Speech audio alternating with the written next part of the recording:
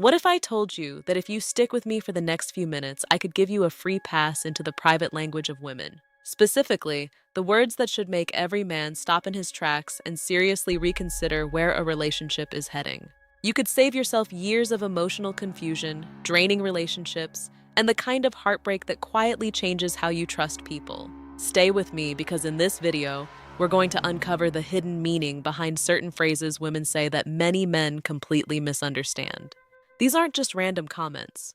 Often, they're emotional signals, warnings, clues about compatibility, emotional readiness, respect, and long-term relationship patterns.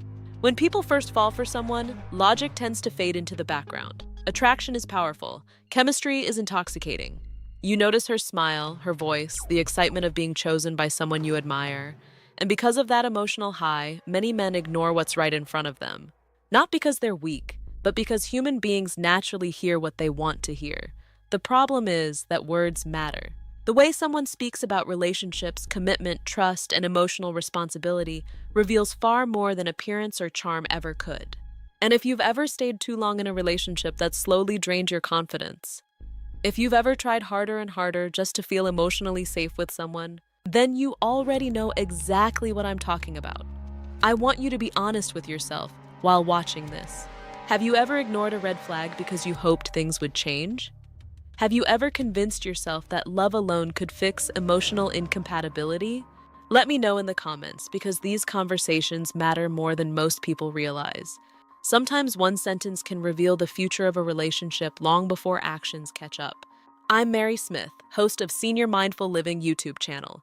Now, before we continue, let's make something very clear. This is not about attacking women, blaming women, or becoming cynical about love. Healthy relationships absolutely exist. Emotionally mature women exist. Loyal, loving, deeply supportive partners exist.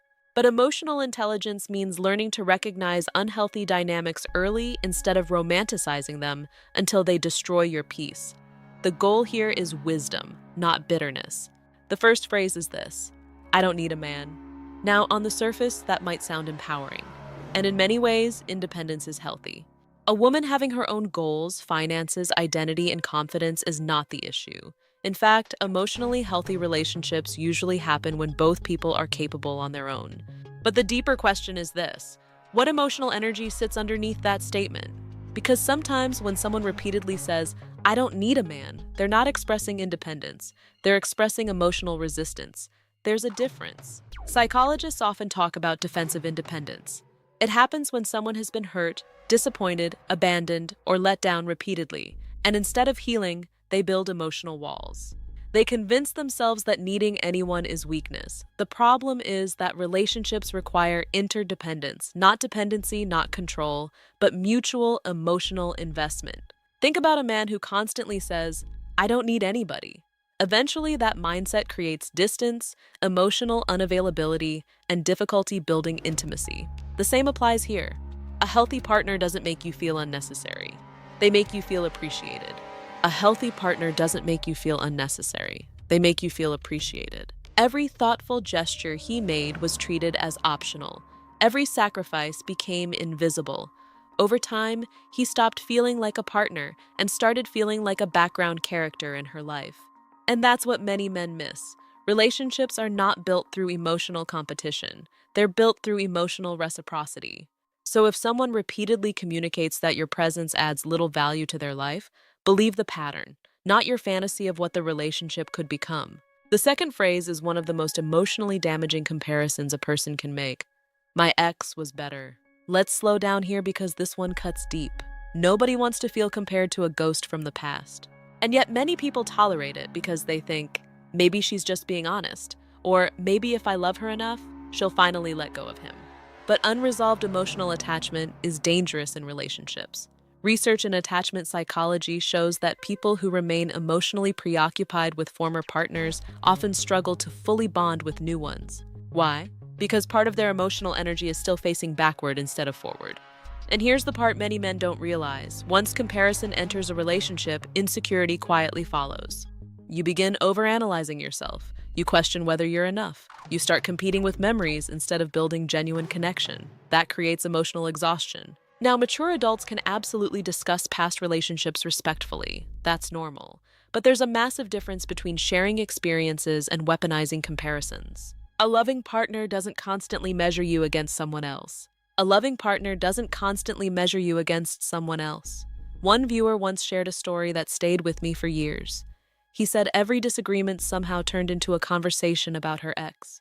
If he forgot something small, she'd say, "My ex never forgot." If he expressed boundaries, she'd say, "My ex understood me better." Eventually, he realized he was trying to win a race against a relationship that had already ended, and that's emotionally impossible. You cannot build intimacy while constantly defending your worth. And here's something important. People who continuously idealize ex-partners are often idealizing emotional familiarity, not actual happiness. Sometimes they miss the emotional chaos, the intensity, or even the validation, not necessarily the person themselves. That distinction matters. The third phrase sounds soft, almost humble, but it often hides emotional withdrawal. "You're too good for me." A lot of men hear this and interpret it as admiration, but psychologically, this statement often reflects something much deeper: emotional unavailability, insecurity, or self-sabotage. When someone genuinely wants a healthy relationship, they usually move toward connection, not away from it. Now, could someone truly struggle with self-worth? Absolutely. Many people do. But unresolved insecurity has consequences inside relationships.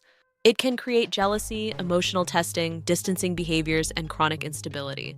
Here's what many emotionally intelligent people understand.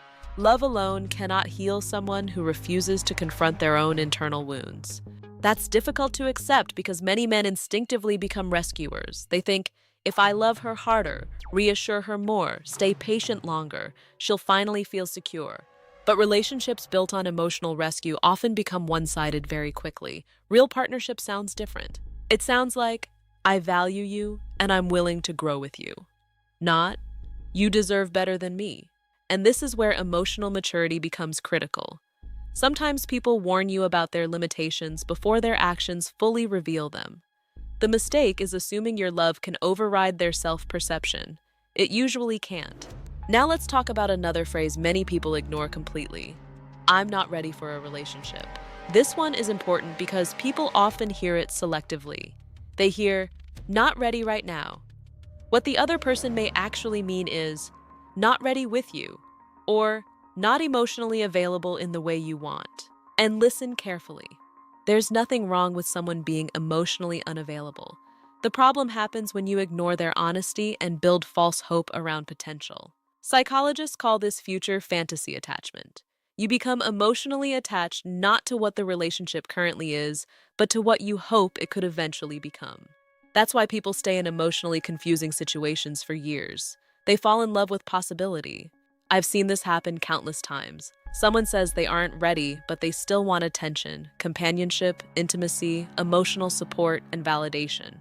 So the other person stays emotionally invested, waiting for clarity that never comes. And over time, that uncertainty slowly damages self-esteem. Healthy relationships require emotional consistency, not mixed signals, not emotional breadcrumbs, not confusion disguised as mystery. If someone clearly tells you they cannot offer the relationship you want, respect yourself enough to listen. Because one of the most painful experiences in life is trying to build permanence with someone who only sees you as temporary. And I want to leave you with this thought. The goal in dating is not to convince someone to value you. The goal is to recognize when mutual value already exists naturally. You should never have to audition for basic respect. You should never have to compete with someone's past. And you should never feel emotionally exhausted just trying to feel emotionally safe. The healthiest relationships often feel surprisingly calm. There's honesty, effort, mutual appreciation, emotional accountability. Both people feel seen, heard, and respected. That's what mature love looks like. If this message resonated with you, share your thoughts in the comments. Which phrase do you think people ignore the most in modern relationships? And if you've ever experienced one of these situations personally, your story might help someone else avoid months or even years of emotional pain. Don't forget to like, subscribe, and share this with someone who needs to hear it today. Because understanding psychology isn't about becoming cold.